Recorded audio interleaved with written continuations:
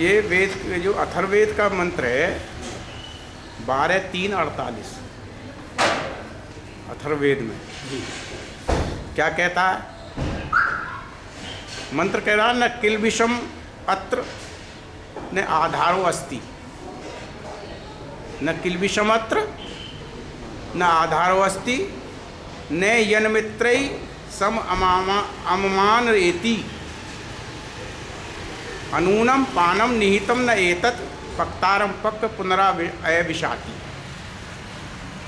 वो कह रहा है, मंत्र कहता है न किल्बिषम अत्र, इस परमपिता परमेश्वर की जो व्यवस्था है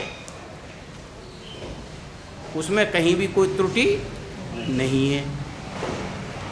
परमपिता परमेश्वर की जो भी व्यवस्था है वो कहता है न किल्बिषम अत्र, इसमें कोई भी त्रुटि नहीं है। अर्थात यह परमपिता परमेश्वर की सारी व्यवस्था पूर्ण है। फिर कहता है न आधारो अस्ति, इसके लिए कोई सहारे की आवश्यकता नहीं है। उस परमपिता परमेश्वर की व्यवस्था के लिए, उस परमपिता परमेश्वर के लिए किसी भी आधार की आवश्यकता नहीं है। लोग हम आधार ढूंढते रहते हैं कि भाई परमपिता परमेश्वर को प्राप्त करने के लिए उसके साथ चलो, उसको प्राप्त कर, उसके से बात करोगे तो परमपिता परमेश्वर मिल जाएगा।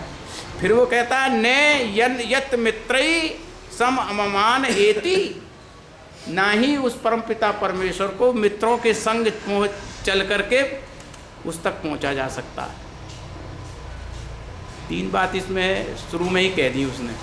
उस परमपिता परमेश्वर की किसी भी व्यवस्था में कोई भी कमी नहीं है।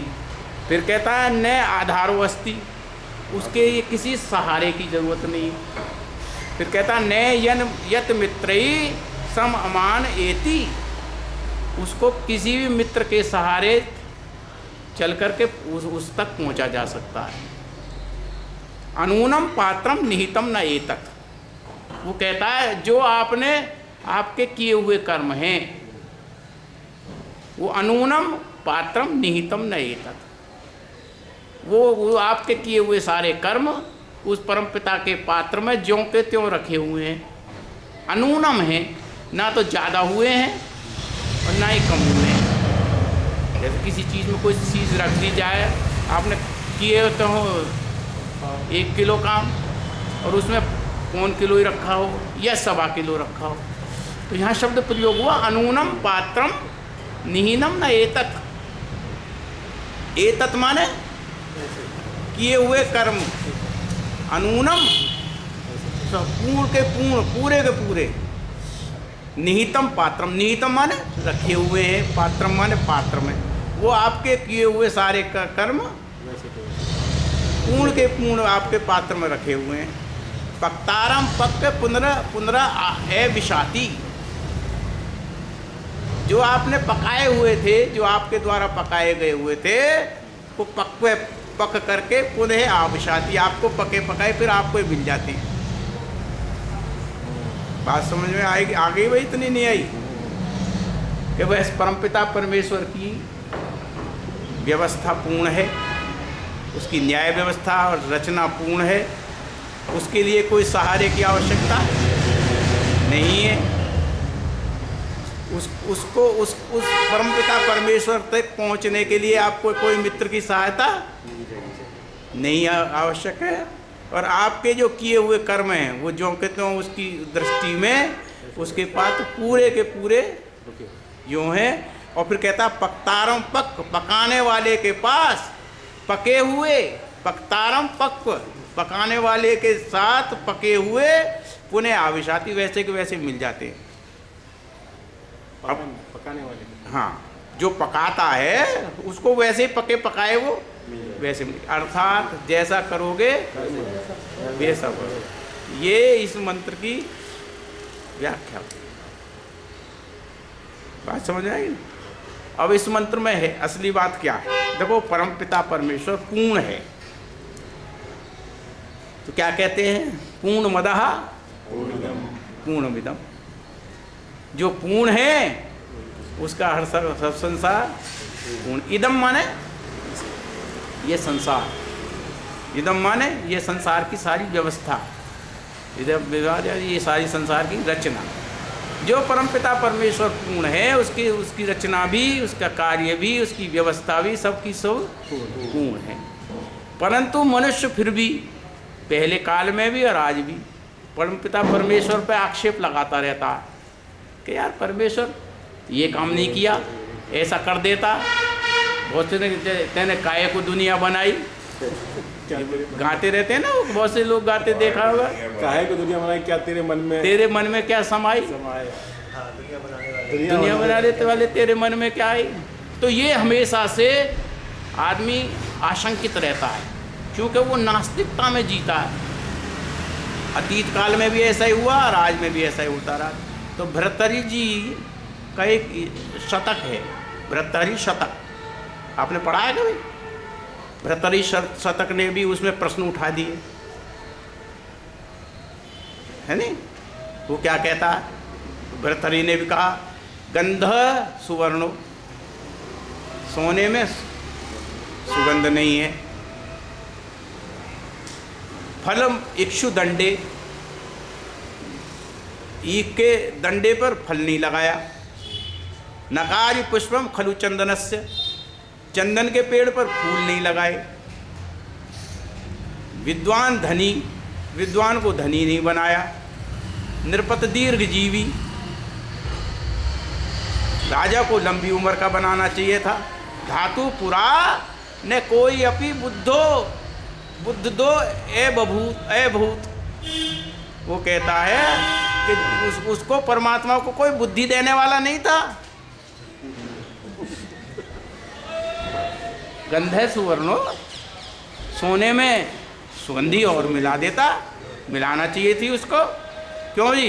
फलम इक्षु दंडे, गन्ने के डंडे पे जो है फल लगाना चाहिए था। नकारी पुष्पम खलु चंदनस्य, चंदन पे फूल लगाने चाहिए थे।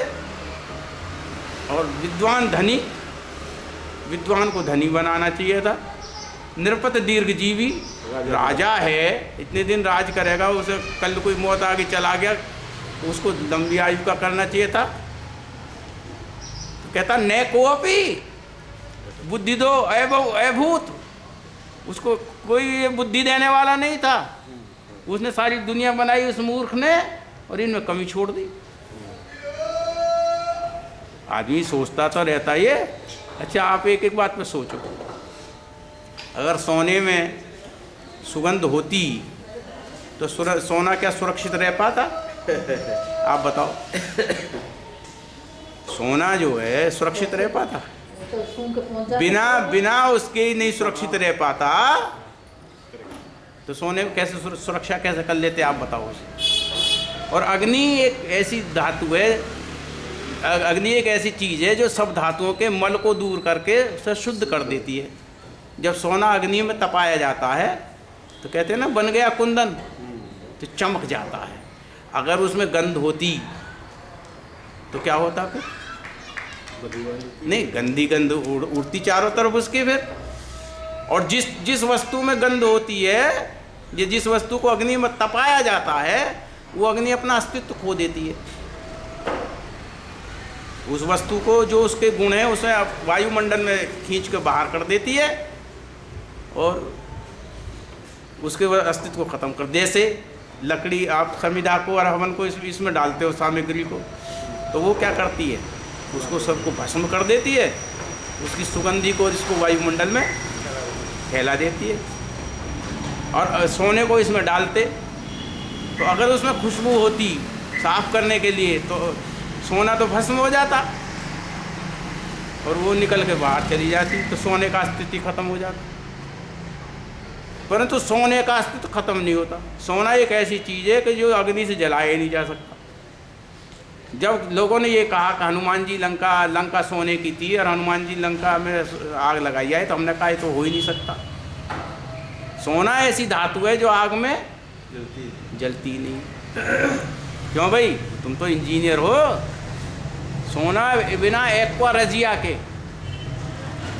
क्यों पढ़ा के नहीं पढ़ा? नहीं पढ़ा। जहाँ HNO3 तीन मात्रा में हो और HCl 1 मात्रा में हो, इसको एक्वारेजिया बोलते हैं इंग्लिश में, जब घुलता है सोना उसमें। वरना सोने में तुम आग लगा के दिखा दो, सोने में आग लगती ही नहीं। तो सोने में अगर आग में तपा के उसे शुद्ध करते और वो भस्म हो जाता, और तब तक आए फिर शुद्ध क्या होता? तो धातुएं जितनी भी हैं वो सब सारी शुद्ध तपाने से होती है। नहीं लिखता है, मनु ने लिखा दयंते ध्यायमाना नाम धातु नाम ही मलाया था। जैसे धातुओं के मल को शुद्ध करने के लिए धातुओं को तपाया जाता है। नहीं लिखा प्राण, उसके प्राण की परिभाषा करते हुए कि प्राणों को क्यों करना, प्राणायाम क्यों करना चाहिए। तथैव इंद्रियाणाम दयन्ते दोषाः प्राणस्य निग्रह, कि प्राणों का निग्रह करने से इंद्रियों के दोष खत्म हो जाते हैं। इसी तरह धातुओं को अग्नि में तपाने से धातुओं के दोष खत्म हो जाते हैं। तो सोने को अगर उसमें तपाते और उसमें सुगंध होती, क्यों? तो ये इसलिए मतलब उसकी बुद्धि थी परमात्मा की, या ये दुर्बुद्धि थी कि उसमें सोने में सुगंध नहीं थी? क्यों भैया? तो सुरक्षित ही नहीं रहता। फिर दूसरा कहता फलम इक्षु दंडे, ईख के डंडे पर फल नहीं लगाया। और ये डंडाई में पूरा रस्सी भर दिया उसने। जो फल है, फल से क्या प्राप्ति होती है? रस प्राप्त होती है।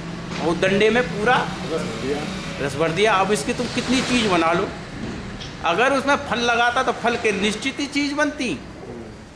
आप सोच के देख लो, जो चीज़ बनाओगे कोई भी फल लगेगा, उसकी कोई चीज़ निश्चित बनेगी। और गन्ने के रस से तो कम से कम स्पिरिट भी बन जाती है, एल्कोहल भी बन जाता है, शराब बन जाती है, ईथर बन जाता है, और ये क्या कहते हैं जो घरों में यूज करते हैं, सिरका बन जाता है, गुड़ बनता है, चीनी बनती है, बहुत सारे पदार्थ बन जाते हैं। और फिर इतना मीठा होता अगर फल बाहर लगा होता जो गन्ने के रस का, कि उसे चिड़िया, चींटी, कौवे यही खा जाते। अब तो उसके कण में जो उसका वो है दंड है, उसमें भरा रहता है, और पेल दो तो समूचा निकल के बाहर आ जाता है। तो ये उसकी बुद्धिमत्ता थी, ये दुर्बुद्धि थी परमात्मा की। सब कहता कि कोई उसे बुद्धि देने को नहीं बना। तीसरा था नकारी पुष्पम खलु चंदनस्य, चंदन के पेड़ पे फूल नहीं लगाए। जिन पे फूल लगते हैं उनके तने में या पत्ती में कोई विशेष गुण नहीं होते। आप किसी को देख लो, चाहे केवड़ा हो, चाहे क्या कहते हैं मालती हो, और चाहे कोई भी पौधे हैं, गुलाब हो, तो इनमें क्या होता, फूल में तो सुगंधी है, परंतु कि पत्ते में और लकड़ी में कोई सुगंधी नहीं है। क्यों भाई? कमल में है कि कमल में क्या? कमल की जो फूल में होती है, फूल में होती है, डंडी भी तो उसकी यूज होती है। कमल यूज होना अलग बात है। वो तो पुष्पम खलु चंदन से, वो कह रहा है चंदन में जैसी खुशबू थी, अगर फूल लगाता तो उसमें भी इतनी से फूल होती। और फूल में हमेशा जितनी भी खुशबू होती है वो स्थायी रहती है, थोड़े दिन के लिए, 4-5 दिन के लिए, 10 दिन के लिए, 15 दिन के लिए वह सूख जाती है। और चंदन में लंबे कैसा में उसमें तो स्थायी रहती है। 2 ही पेड़ों पे फूल नहीं आते, ना तो यूकेलिप्टस पे आता, ना चंदन पे आता, और गूलर पे भी नहीं आता। जो गांव के लोग हों जानते हो, फल आता, फूल नहीं आता। इन पे भी नहीं फूल आता। तो जो अब जैसे तुलसी है, तुलसी के पत्ते में तो खुशबू है, पर उसके फूल में कोई खुशबू नहीं है। तो ये परमपिता परमेश्वर की बुद्धि हुई या दुर्बुद्धि हुई? क्यों जी? इसलिए परमपिता परमेश्वर ने जो रचना की है वो सारी पूर्ण है। अब उसे बुद्धि देने की कहाँ जाती आवश्यकता थी? फिर कहता है विद्वान धनी, विद्वान को धनी होना चाहिए था। अगर विद्वान संसार में आज तक देख लो, माघ जैसा कवि, संस्कृत का माघ जैसा कवि दरिद्रता में ही चला गया दुनिया से। क्योंकि सारी बात यह है कि जो भी विद्वान होगा उसके पास विवेक होगा, उसके पास बुद्धि होगी, उसको सत्य जानने की इच्छा भी होगी और तर्क भी होगा और ग्रहण करने की उसमें शक्ति भी होगी, उसी का नाम विद्वान है। अगर विद्वान धनी हो जाएगा वो खत्म हो तो सत्य कहने से डरने डरने लगेगा। संसार में जितने भी लोग हैं ये जानते हुए भी कि ये बात सत्य है, या तो कहने से चुप हो जाते हैं और या कहने का विरोध नहीं करते। दो बात आदमी में रह जाती है। पर जब आदमी विद्वान बन जाता है तो चाहे उसके प्राण चले जाए और चाहे कुछ भी चला जाए, फिर वो सत्य ही बोलना। सत्य ही बोलता है और सत्य के लिए ही जीता है। और सारी दुनिया में जितना भी विद्या का प्रकाश हुआ है वो सब विद्वानों से ही हुआ है, क्योंकि वो सत्य को ही प्रतिपादित करते हैं। नहीं, आपको दुनिया का इतिहास उठा के देख लो। महर्षि दयानंद के समकालीन बहुत से लोग थे कि कहता तो ये बाबा जी सही है, कहता तो ये सन्यासी सही बात है, पर हमारी हिम्मत नहीं है और हमें तो संसार में रहना भी है, चलना भी है। एक बार एक उनके मित्र थे वहाँ मथुरा में, जब साथ पढ़ते थे तो एक ने लड़के ने कहा अपने बाप से, तुम भी इनके साथ पढ़े हो, आप तो कोई आपको जानता भी नहीं। और ऋषि दयानंद तो कहने लगे वो तो लोटा संगोटा, लोटा लंगोटा सोटा वाला बाबा है, हमें तो गृहस्थ चलानी है। उन्होंने, उसका मतलब ये था कि सत्य कहने में तो हमें भी थोड़ी सी दिक्कत आएगी, वो तो सत्य कहने में नहीं घबराता। अरे आपने कणाद ऋषि का नाम सुना होगा? मालूम है उनका नाम कणाद क्यों था? कण कहते हैं दाने को। हमारे उत्तर प्रदेश में जब खेत कट जाते थे तो बाली टूट के गिर जाती हैं, तो संस्कृत में उस बालियों को क्या बोलते हैं? संस्कृत में शिल, संस्कृत में बोलते हैं उनको शिल। तो उनको जब बीनती थी औरतें तो कहते थे हम सिल्ला बीनने जा रहे हैं। गांव की औरतें, मैं तो गांव में रहा हूँ ना, जो गरीब घर की औरतें थीं तो वो इकट्ठी होकर के उस खेत में ऐसे लाइन लगा के चलती थी और फिर उसको बीन के अपनी झोली बना देती थी, उसमें बीन के रखती थी और जिसका खेत होता था फिर उसे बांटता था कि इतने % तुम्हारे और इतने % हमारे। उसे शिल्ला बीनना बोलते थे। शिल माने जो टूट गई बाली है, और उस बाली में से भी जो टूट के दाना गिर पड़ता था उसको कहते हैं कण। तो कणाद ऋषि का नाम इसीलिए था कि वो उन्हीं दानों को उठा उठा कर अपने पेट भरता था। तो उसने इतना बड़ा विज्ञान प्रकाश संसार को दिया जो वैशेषिक दर्शन की रचना हुई। तो संसार में विद्वान के पास धन कहाँ से आएगा? जब वो विवेक और सत्य को पहचानता है। महर्षि दयानंद ने एक ही बात कही थी उदयपुर के राजा सज्जन सिंह ने, तो महाराज एकलिंगी का जो ये है हमारे पास सारा मंदिर, आप मूर्ति पूजा मत करो, पर मूर्ति पूजा का खंडन मत करो, और हम आपको इस एकलिंगी का राज्य आपको सौंप देते हैं, हम भी इसके वजीर हैं और आज से आज भी हम भी आपके ही वजीर हो जाएंगे। आप इसकी सारी संपत्ति के मालिक, मतलब सारा उदयपुर का राज्य की जो संपत्ति थी वो एकलिंगी की संपत्ति थी, और एकलिंगी आपके, एकलिंगी जो आपके नाम रखे देते हैं हम, तो इसलिए आज आप तो इसी वजह। तो दयानंद ने कहा कि जो सत्य है राजन, हम उसी का प्रतिपादन करते हैं। अब हम तेरी बात माने या उस सत्य को माने जो परमपिता परमेश्वर द्वारा प्रदत्त है। हम तुम नाराज हो जाओगे तो तुम्हारे राज्य में से हम सांस भर के एक बार में भाग करके पार हो जाएंगे, पर परमपिता परमेश्वर जिसने सत्य को प्रतिपादित किया है उसको नहीं मानेंगे तो उसको छोड़ के हम कहाँ जाएंगे।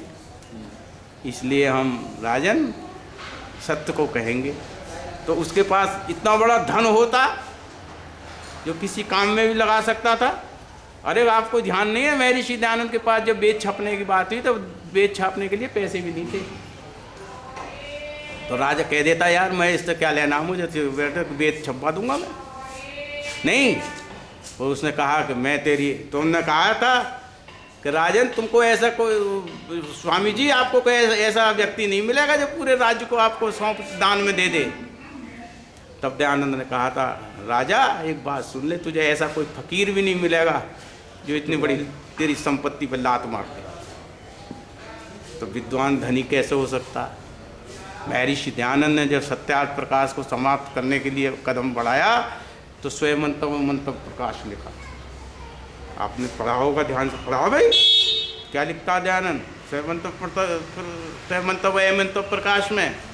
निंदन्तु नीति निपुणा यदि वा स्तुवन्तु।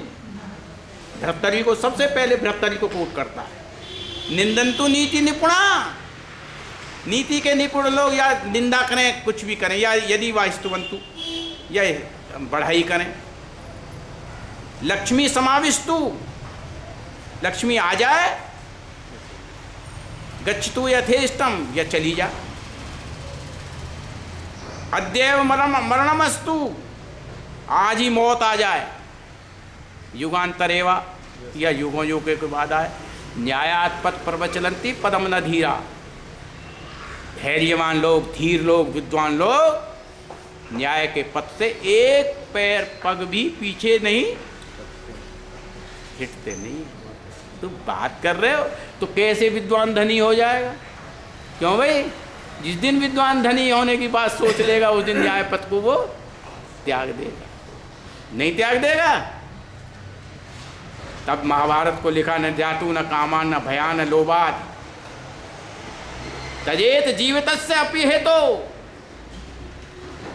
न लोभ से, न जातु कामान, न कामना से, न लोभात, न भय से, चाहे सारा जीवन चला जाए वो धर्म को नहीं छोड़ता। क्यों?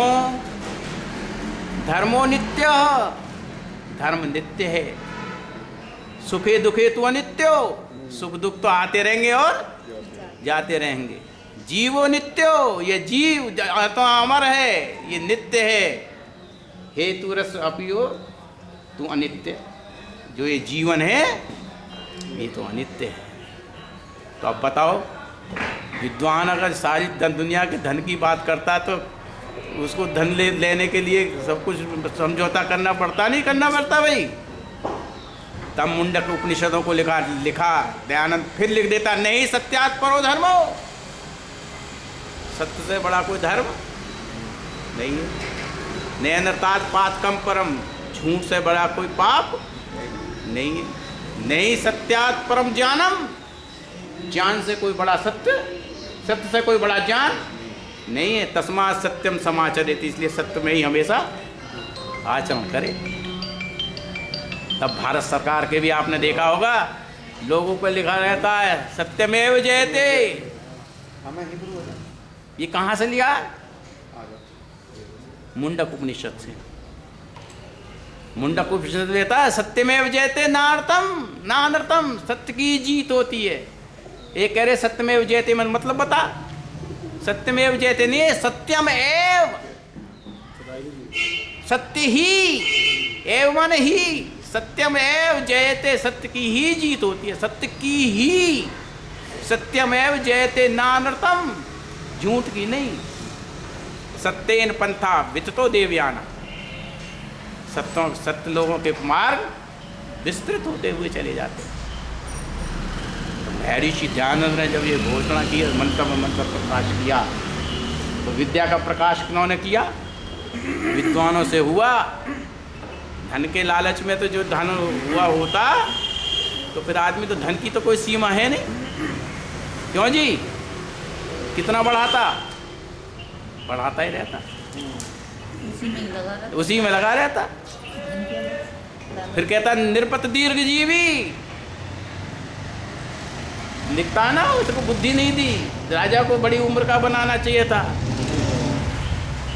अरे दीर्घजीवी राजा अगर हो जाता तो वैभव ताकत वाला होता है राजा, ताकत भी होती है और वैभव भी होती है, तो निरंकुश नहीं हो जाता। उसकी निरंकुशता को रोकने के लिए केवल एक ही चीज़ है, वो है मृत्यु। अब आई इसका तो भय रहता है नहीं, तो इसलिए उसको दीर्घजीवी भी नहीं बनाया तो निरंकुश हो जाता, फिर राजा कहाँ हो जाता वो। जिन्होंने ये भी कभी कभी सोचा कि मुझे मृत्यु का वरदान मिला है, मैं नहीं मरूंगा, उससे नहीं मरूंगा, वो सब क्या हुआ उनका इतिहास। अरे मरे तो सही, सब क्रूर हो गए। रावण ने भी वरदान मांग रखा था, जैसे कहानी में आती है कि उसके एक शीश कट जाएगा, दूसरा पैदा हो जाएगा, मरेगा नहीं। तो क्या अत्याचारी नहीं हुआ वो? हिरण्यकश्यप ने, ये कहानी में आता है कि वो कह दिया था, न आदमी से मरूंगा ना उससे मरूंगा, तो क्या दिन में मरूंगा ना रात में मरूंगा। तो अत्याचारी हुआ कि नहीं हुआ? क्यों? तब लिखा, शायर कहता है, मौत ने कर दिया लाचार वगरना इंसान है वो खुद भी खुदा का भी कायल ना होता। क्यों भैया? मौत ने कर दिया लाचार, तो मौत आएगी, वगरना इंसान है वो खुद भी खुदा का भी कायल ना होता। तो बात यहाँ हो गई ना, हो गई सारी चीज़ें। अब कहता है ने आधारो अस्ति, उसके लिए कोई सिफारिश काम नहीं आती। अब यहाँ तो दुनिया ने कह दिया कि साहब उस सिफारिश से काम चल जाएगा और मैं तुम्हारे लिए सारे दुख ले लेता हूँ। ईसा मसीह ने कह दिया कि मैं सारी दुनिया के सुखों दुखों के लिए उस पर चढ़ रहा हूँ, सूली पे। अब ये लोगों ने भ्रांति बना ली कि जो साहब उसके सहारे से परमात्मा को प्राप्त कर लिया जाएगा। क्यों नहीं कर लिया? कि ईसा मसीह पे ईमान लिया हो, उसके बेटे बन जाओ, ईश्वर का बेटा बन गया। तो जो हमारा कर्म सिद्धांत था, जैसा करोगे वैसा भरोगे, उससे आदमी हट गया। कहने लगे हमें कैसे भी करते रहो यार, हम तो ईसा मसीह पे जाएंगे, हमारा दुख तो हमारे लिए फांसी पे चढ़ गया था सब जीवों के लिए। तो जब ये बात हुई तो उतने अत्याचार अनाचार बढ़ने लगे। अगर हमने आधार ढूंढ लिया कि भाई हनुमान जी की पूजा करो, रामचंद्र जी तो अपने आप खुश हो जाएंगे, हमने आधार ढूंढ लिया ना। वो कहता नया आधारो अस्ति,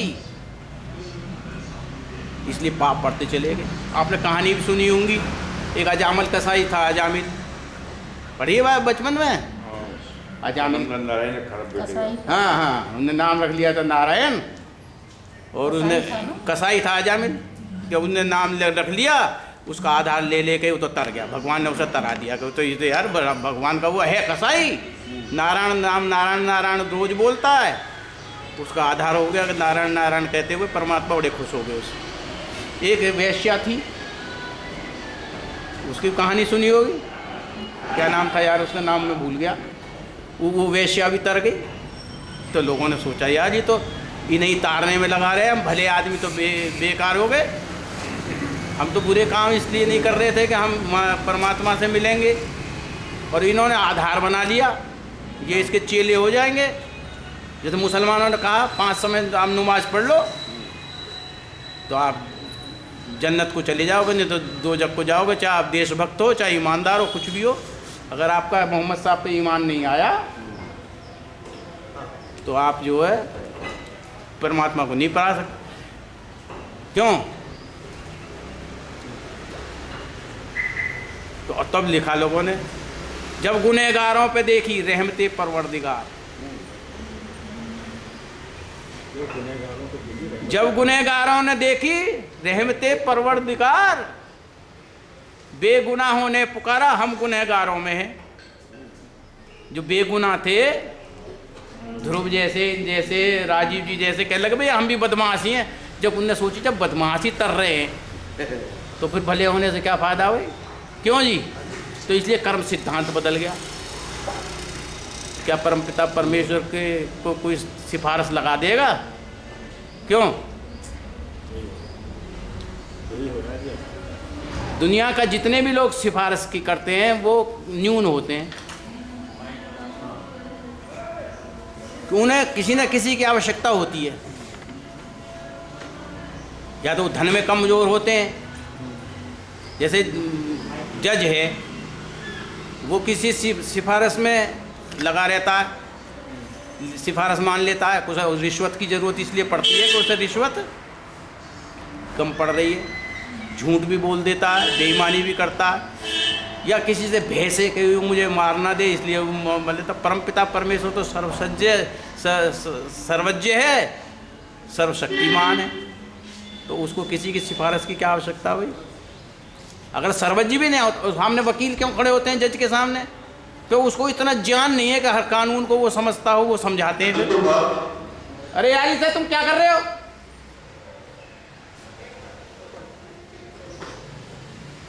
तो फिर वो जो है वो अल्पज्ञ होता है, सर्वज्ञ नहीं है, और उसे आवश्यकता भी है। परमपिता परमेश्वर तो चूंकि पूर्ण है, उसे उसके पास ज्ञान भी पूर्ण है और उसके पास धन भी पूर्ण है, तो उसे किसी के सहारे की आवश्यकता ही नहीं। क्यों भैया? तो वो तो उसको तो आप सीधे अपने उसे तू लिखता है न यन मित्रे सम अममान एति, उसको किसी मित्र के सहारे भी पकड़ के नहीं जाया जा सकता, पहुंचा जा सकता उसके पास। उसको किसी मित्र के सहारे भी कि मैं तेरे संग चल के यार अपना काम निकाल लें। वह तो परमपिता परमेश्वर सबका मित्र है, किसका मित्र नहीं है? अभी तो हम मांग रहे थे उसमें सबसे मित्र तो कह रहे हैं परमपिता परमेश्वर, ये सारी दिशाएं, 6 दिशाएं हमारी मित्र बन जाए। नहीं, तो जब सारी दिशाएं मित्र बन जाए, वो सबका मित्र है, तो फिर सांसारिक मित्र को पकड़ करके उससे वो तुम काम नहीं निकाल सकते। वह परमपिता परमेश्वर लिखता है न यत मित्रई सम अममान एति, उसको किसी भी मित्र से पकड़ करके वहाँ तक पहुँचाया नहीं जा सकता।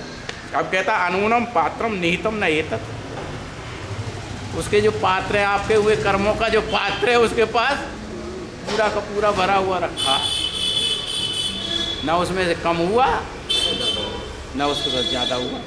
क्योंकि आप ये भी ना सोचें कि वो उसकी जो सर्वज्ञता है उसमें कहीं न्यूनता है कि यार हमने किए तो इतने, वो भूल गया होगा।